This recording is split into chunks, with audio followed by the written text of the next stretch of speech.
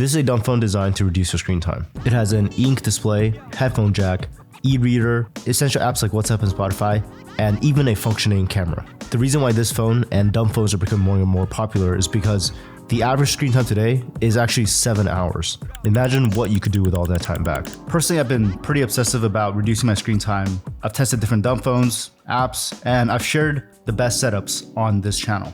I would say that it's one of the highest ROI habits that I do, but one problem with it is that it's a little bit complex to set up, and I can't really just recommend someone easily to, set this whole thing up. So when I came across this $300 e-ink dumb phone that it just works right out of the box, I was pretty intrigued. So after testing this out for the past week, I've discovered 5 principles that make any phone less addictive, which is what I want to share in this video. And I also want to talk about whether or not this $300 phone is worth it, or why you might consider getting this. If you want to see more videos like this, hit the subscribe button so we can get to 200,000 subscribers, which is my goal. The first tip is to reduce visual stimulation. One of the first things you'll find with using a device like this is that it really makes all content or all apps not that stimulating anymore. I realized that a huge reason why apps are addicting to use is because of all the colors, how fast it responds, and also even little animations. This phone really just strips that all away, so you're forced to just use the app for the utility that it provides. One way you can reduce visual stimulation on any phone is to use your phone in grayscale. If you want to do an experiment, you can use your phone in grayscale for 2 weeks, or even your computer, and then switch back to the color mode after 2 weeks. Another thing you can do to make your phone less stimulating is to make your home screen boring.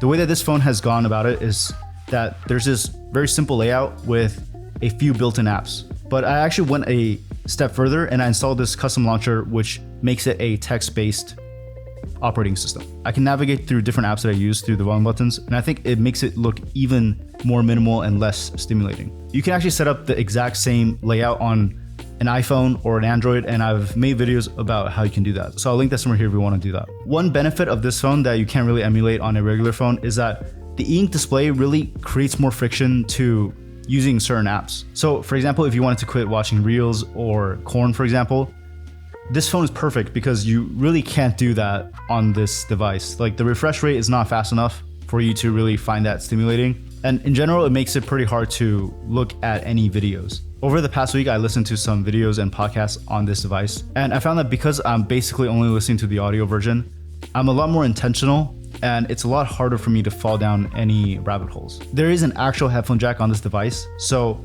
this device also sort of replaced my iPod when I was using this. You can also connect it to AirPods. It has Bluetooth support, and I tried it out and it works pretty well. The second tip is to increase friction for non-essential apps. So this basically just means for time-wasting apps, you want to either delete them or add more friction to using them. With this phone, it naturally adds a layer of friction because of the refresh rate, because it's black and white, and also because there's no app store on the device. If you wanted to install apps, you actually have to connect it to a computer and install them manually. I remember growing up, and before the iPhone came out, my parents had this phone that had a web browser on it. I remember I tried going on Facebook with it, but because the screen was so small and it took like 5 minutes to load each page, it was pretty much impossible to mindlessly scroll through it. And using this device kind of reminded me of that experience. And I think that's actually a good thing.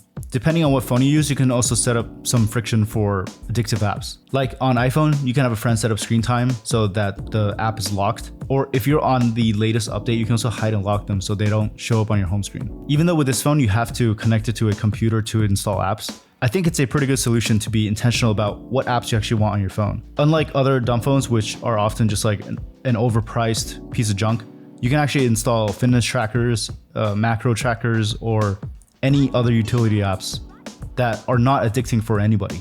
If you've seen my previous video, I tested out the iPhone before as well.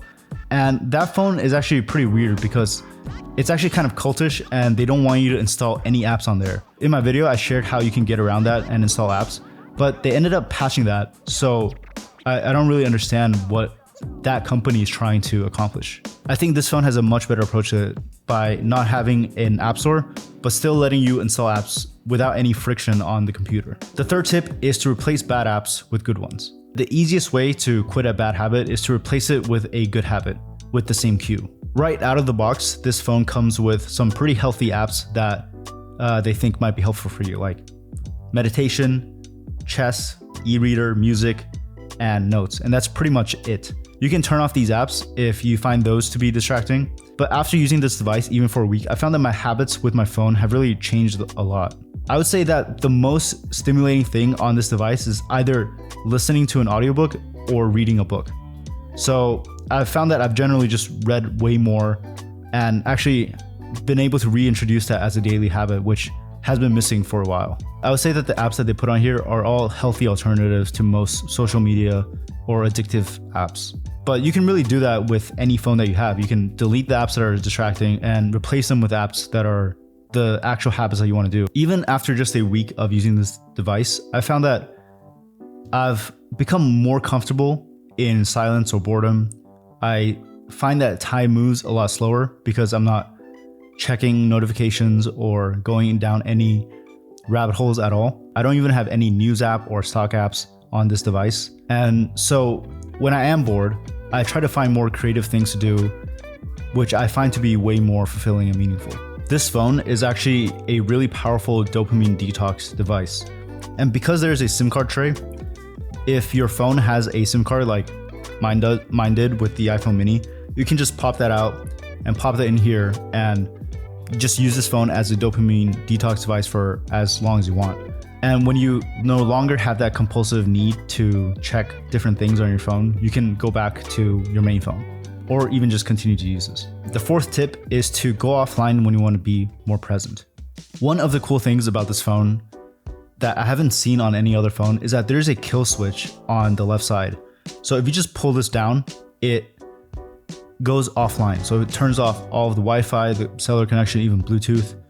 And so you're just totally disconnected from everything, which I find to be really nice. Sometimes when I just want to go on a chill walk, I'll turn this on so that I won't be distracted by any notifications and I can just be present. A lot of times, even though you want to be present, whether that's like at dinner or you're waiting for something, the brain craves stimulation. So it's really easy for you to gravitate towards your phone and look for avenues where there is something new to check or look at.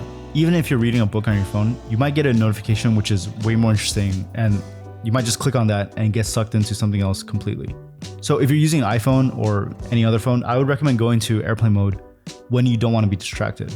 If you have an iPhone 15 or newer, you can also set up the action button on the left to pretty much do the same thing and just automatically go into airplane mode. It's really nice because when I do that, this phone essentially just becomes an MP3 player, an e-reader.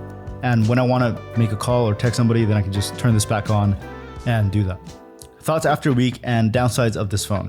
So I kind of mentioned it earlier, but after a week, I was honestly pretty surprised to see that some of my habits have actually changed and that I actually have an even better relationship with my phone now. There's now a growing trend of people who use two phones, one as their main phone with everything unlocked and another complete dumb phone, which I think this phone is the perfect setup for. I feel like there are more hours in the day to do the things I actually care about. I've also just read more as a daily habit, which is something that I've always wanted to keep up.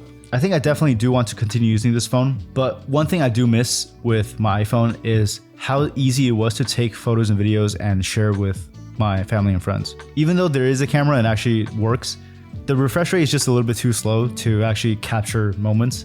So it's more practical to use it as a QR code scanner. And so I haven't really found myself taking too many photos when I was using this device. If you do use this phone as your main phone, the main downside that you might have is the maps because of the slow refresh rate. But it technically still does work. And when I was using this phone, I pretty much just stayed around the areas that I was comfortable with, so I barely use that at all. The battery life is really good. I charge it once a day, but honestly, you could probably use it for way longer than that. If you're thinking of getting a dedicated dumb phone, I definitely would recommend this. I reached out to the company and asked them for a discount code. They haven't replied yet, but if they give me one, I'll definitely include it in the link below. But if not, the best dumb phone is probably the one that you already have, and you can just set it up so that it doesn't distract you with the stuff that I talked about in this video. In my experience, using any dumb phone, whether it's this phone or a dumbed down smartphone, really does help you be more present, help you lock in, and focus on the things that you really care about. But that's it for this video. If you enjoyed this, definitely subscribe. I'm trying to post more now. So yeah, let's get it.